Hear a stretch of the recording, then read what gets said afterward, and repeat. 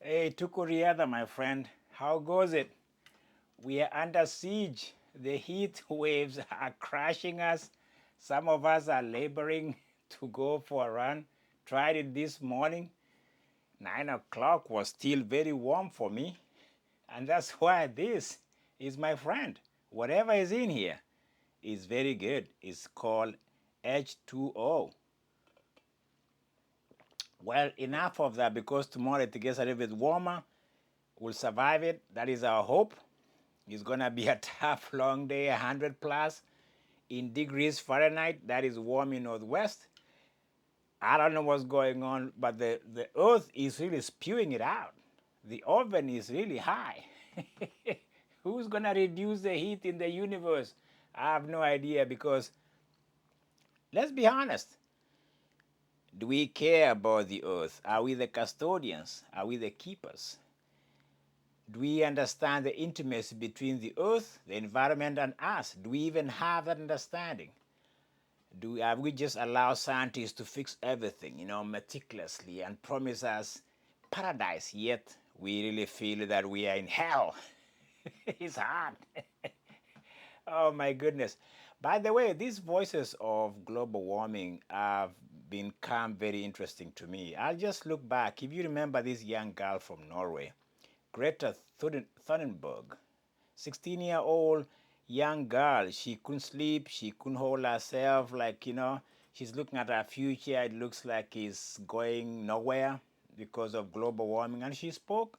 She rubbed some people the wrong way, including a president of this country, which was very strange. That tells you how in denial some people are, that you're trying to silence a 16-year-old girl from voicing our concern about our future. And then now you fast forward, we have an athlete from UK, Innes Fitzgerald. I can't even say that name. Maybe I need to drink more water. Yeah, she's a 5K, 3K. She just won the European under 20. I think she's about 17. I don't know how old she is, but she's there. These are the radical girls and men out there who are really saying, listen, are these the trajectory of the universe or the earth doesn't look good. We need to kind of, be better caretakers of how we deal with the earth and how it is spewing out what we give it. And it is not good for us and it's not good for the earth. And if we don't understand the intimacy and relationship between us and the earth, something has to give. And some of us are giving. And when you think of athletics and the young girl in particular, Inez Fitzgerald from England, who had to boycott going to Australia for cross country championship, I think it was last year or a year ago, because she felt she was feeling guilty of traveling in a plane that are notoriously pollutants, agents, or the perpetuating the pollution that has been happening. And to hear a young person feeling that they have to make a radical, unprecedented stand to get the message across in athletic community and fraternity and the world as a whole is quite brave. And I think we need more brave athletes to say something about the fact that, think about it. Let me just step back a little bit and slow down.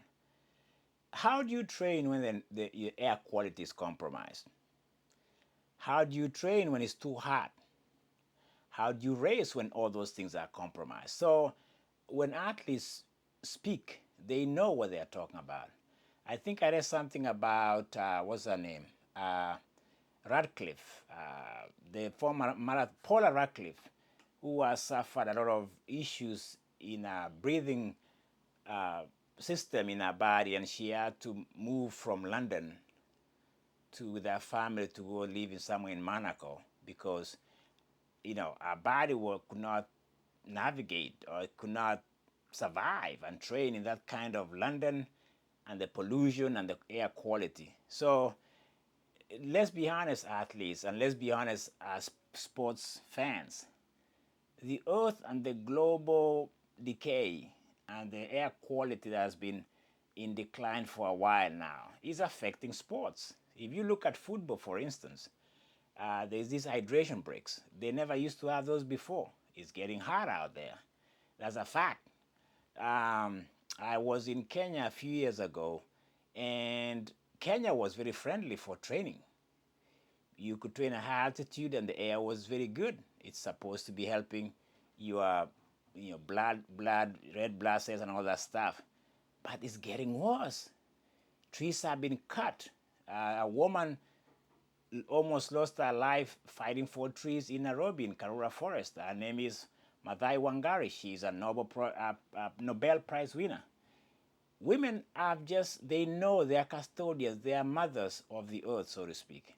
That's why people talk of Mother Earth, and you can see their faces. From Greta, the Norwegian girl, now Innes, the UK woman, lady, and of course our matriarch in Kenya, our late matriarch Wangari. So it is on this kind of conversation and pointing out these iconic human beings that when you think of sports, we cannot afford this trajectory if we want to have sports at the quality and the competitive level we are looking at. And the last time we are starting to see these issues is in 2023. If you remember Jakob Engbristen and the 5,000 meters, we've never taken a water break in that event. In Eugene, people had to take water break. It was too hot, and unusually hot in Northwest, and it's getting hotter. So going to Tokyo, I think we'll see more of the same. And if you think Tokyo is going to be hot, we're going to have Olympics in 2028 in LA, which has been having a drought for decades now. And now that's where Olympics are going to be hosted. And what is happening to our athletes in that kind of environment is a question worth asking. Is a question I think athletes themselves should be vocal, should be radical, like Innes Fitzgerald, the UK girl, who sometimes like, you know what, I'm not taking a flight to Australia. I'll take a train to France instead of flying. Could we do that? Could more athletes come out making a stand? Is it possible, or it just takes some, some of these sideshows, as people put it, or people like Greta, and now we have a second face of Greta in an athlete. I think the reason why I bring this is because we people who like to train, we like to be out there, we are outdoor animals, we are starting to see that this is not sustainable. The level of heat, the level of air quality is not sustainable in sports, athletics. And we are seeing this more and more. The last time we checked, we had this, scientific show of how we can fix this problem, because in Qatar World Cup a few years ago, 2022, we could create this bubble, this utopia of World Cup, whereby we had ACs and we could play the game at 12, at night. And so we think we are fixing it. I don't know. I don't know. For me, I don't want to be a dooms guy, but I think I applaud people like Greta, Innes, Fitzgerald, these young girls who are kind of taking a radical stand, giving a voice to a space that needs more voices. And I think more of our artists can do that, because I think they are the ones at ground zero, or they are the ones in the trenches of what is happening globally in the environment, in the air quality, the heat. And I think it is because of that we are starting to see a shakeup. Like I was in Eugene last week, it gets hot. And some events, I don't know how they can do those. You think of 10,000, for instance, 25 laps around the track. 5,000, you think of marathon, they have to do it very early in the morning. Are the fans going to be able to show up that early? So track and field to begin with is struggling to keep fans. And you wonder at the way things are happening and how the global environment is changing. Is it sustainable? How does the future look like? I don't want to sound apocalyptic here. I'm not a dooms guy. I'm not preaching doomsday. But I'm just saying these are realities. These are the issues athletes are facing. The air quality, the heat, the pollution that are happening within our cities. And this is where athletes live and reside and train. That's where you have it. And I think we're going to see either more problems. Hopefully we can have more solutions. But I think that's the world we live in. As we go to Japan soon, in Tokyo in September, how hard is it going to be? Let's keep an eye on that, because maybe that's where you start to see what I'm talking about. But anyway, tuko riadha does not shy away from doping, global warming, dramas. This is what's happened, man. Check this channel out as you subscribe, view. Reality show. Not the reality show that you watch. This is real. I'm just highlighting the real things. Thank you for being there, and I appreciate you. And by the way, if you are in Northwest, any part of the world, don't ignore water. Don't overdo it either, because it can be dangerous.